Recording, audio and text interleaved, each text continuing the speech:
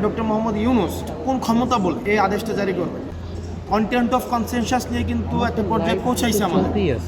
এখন যেই বিতর্কটা তৈরি হয়েছে সেটা হচ্ছে implementation process of July charter. আমরা কিভাবে সেটা বাস্তবায়ন করব, কন্টেন্ট নিয়ে কিন্তু এই যে ঐক্যমত্য কমিশনের আলোচনা একটা পর্যায়ে আসছে, কিন্তু বাস্তবায়ন প্রক্রিয়া আপনারা দেখেছেন, কেউ বলেছে পরবর্তী সংসদের মধ্য দিয়ে বাস্তবায়ন করবে, কেউ বলেছে গণভোটের মধ্য দিয়ে বাস্তবায়ন করবে, কেউ বলেছে বা আমরা বলছি গণপরিষদ হবে, গণপরিষদ প্রক্রিয়ার মধ্য দিয়ে এই যে আগামী যে সংসদটা গঠিত হবে তাকে দুইটা স্ট্যাটাস দিতে হবে, তাকে এটা গণপরিষদের স্ট্যাটাস দিতে হবে, একই সাথে এটা রুটিন যে পার্লামেন্ট, সেই পার্লামেন্ট অ্যাক্টিভিটির মধ্যে চলছে।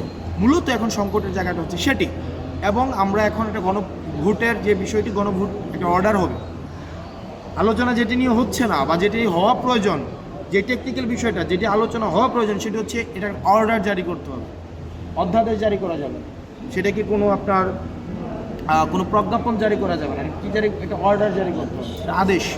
এবং আদেশটা জারি করবে আপনার ডক্টর মোহাম্মদ ইউনূস। প্রশ্ন করতে পারেন ডক্টর মোহাম্মদ ইউনূস কোন ক্রাইটেরিয়ায় উনি হচ্ছেন এই আদেশটা জারি করবেন, এই আদেশটা কোন ক্ষমতা বলে? এই ক্ষমতাটা হচ্ছে অভ্যুত্থান। আপনি 106 বিশেষ, আপনি কনস্টিটিউশন 106 দিয়ে সরকার গঠন করছেন না বিশেষ পরিস্থিতিতে, তাহলে এই সরকারের লেজিটিমেসি কোথায়?